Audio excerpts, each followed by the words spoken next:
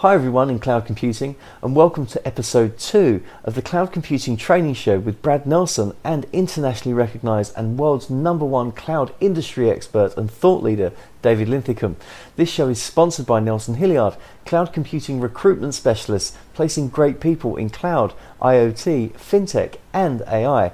In this week's show, David and I will be talking about, should you adjust your training for the hot skills or just look to the future? Hi Dave. Good to see you again. How's it going? It's going great, man. I'm loving the sun here in Vegas. Fantastic. Well, I've got a great question for you this week, Dave. Should you adjust your training for the hot skills or look to the future? Yeah, and this is kind of a core fundamental technology question that's systemic beyond cloud computing, but it's certainly related to cloud computing. So in other words, AWS and Azure skills are hot right now. What's happening out there is you have to look at what are the tactical on needed skills right now versus where the ball is going to be kicked in the future, and make a decision as to how to position your career. So a lot of individuals have a tendency to chase the current hot skills. And so they look at Indeed.com and they see AWS certification, Azure certification, and architect and DevOps certification, those sorts of things starting to pop up as needed skills, and they go get that training. The problem is by the time you accumulate the expertise that you need, you may find that those jobs are, not as hot anymore, and we moved on to something else, either IoT, big data, whatever the new shining object is coming down the line. So is it better for you to position yourself as to where the ball is going to be kicked and where we're going to go, versus chasing in a iterative way, what's hot today? And my advice is you really need to do both. So the hot skills are something that is obviously the next shiny object, and it's something that often gets picked up on, that people feel, like you said, they need to find that next AWS training course or Docker or DevOps or whatever it would be.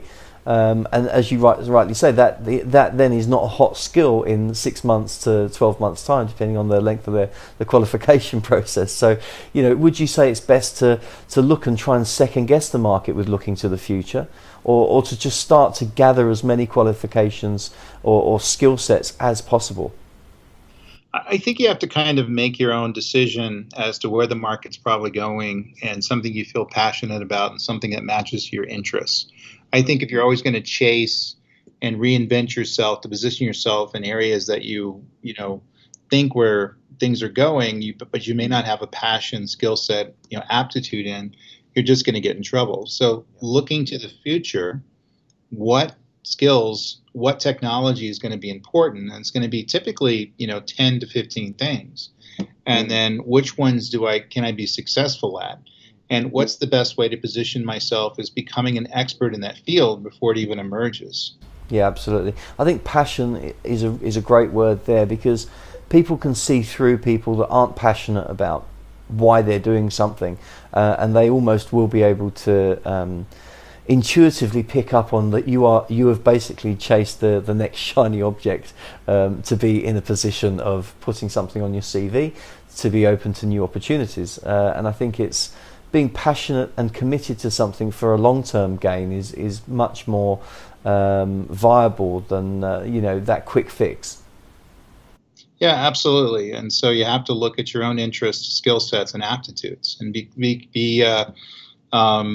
practical about it, versus you trying to be something that you're not. And I think that it's pretty obvious, and I'm sure you see it as you're recruiting people. It's pretty obvious when you see people that are bending their skill sets toward a particular area because they think it's a hot skill that's going to make them a lot of money and provide job security. But the reality is, and this is the great thing about technology, as technology changes, you do have to reinvent yourself about every 3 to 5 years, but you can become happier and happier about what you're doing because you're able to reinvent yourself in areas that you pick, not necessarily going to be picked for you. So if you're good at data, there's going to be big data and data bound that with machine learning coming up. If you're good at development, there's going to be DevOps opportunities that are going to be huge coming up. Next generation IoT, blockchain, other other cryptocurrency kinds of things that are popping up. And by the way, those aren't for me, but they are for other people. And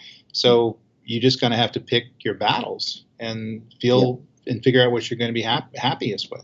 Again, another key word there, happy. Two great words in this session. Obviously, blockchain's one of them. Everyone's talking about blockchain right now. We spoke about it in the previous show, but I think passion and happiness are just the fundamental building blocks on anything that particularly I do, and what I look for in people to find where their passions sit, what makes them happy. I want to know that people are getting involved in an opportunity because they're passionate about it, but equally it's going to make them happy.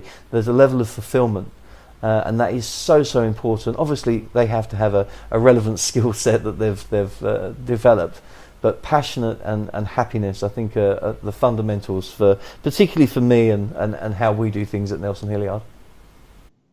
Yeah, absolutely. I think you need to talk to recruiters. You need to talk to people who are hiring. You need to talk to other people in the industry. You need to read. You need to study, and you need to, figure out where things are going. But more importantly, you have to figure out how your skills are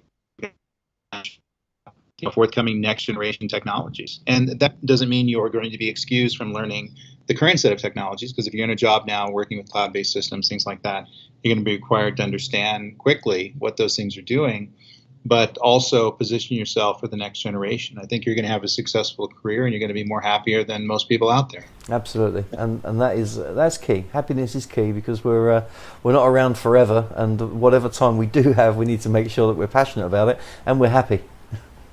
Absolutely. So, just the closing question really is: what do you say? How would you identify the biggest challenge out there in cloud computing training at the moment?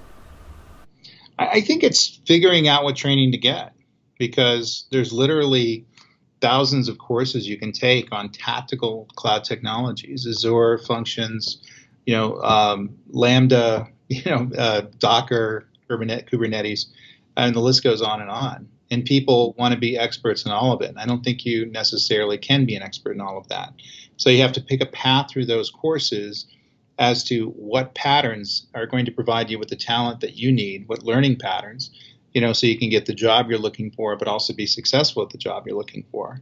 And so it's the confusion and the complexity that's in the cloud computing world that's absolutely hurting our capabilities to train the right people, because everybody I talk to who's in cloud training right now, no matter how expert they are, even experienced they are, they're darn confused as to what courses you're supposed to take, and they can't take all of them, and which ones are going to be more important, and oops, I took the wrong one, and so it's a very tough thing to do. So mapping a path through your course and training, understanding how your tactical training maps into a strategy going forward, a core pattern, is really what the challenge is.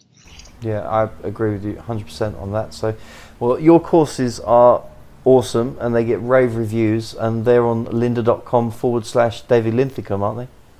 That's right. Go look them up. I'll put another link in the description box below this video. Thanks, David. Thanks for joining us on the training show as always. It's your value is immense when it comes to cloud computing training, and I'm sure people are going to get a great insight into their next step forward in cloud computing. So thanks again for being part of the show. Oh, thanks for having me on the show. I'm going to go hit the tables now. Good luck. Oh,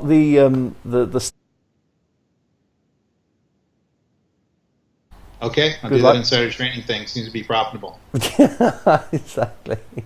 Thanks very much for watching, and remember to like, comment and subscribe to this channel so you don't miss out on the weekly cloud computing shows and the cloud computing news.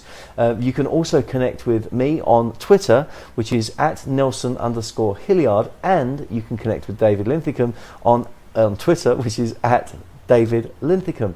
And also there will be a link below for David's courses, which feature on lynda.com. Thanks again for watching.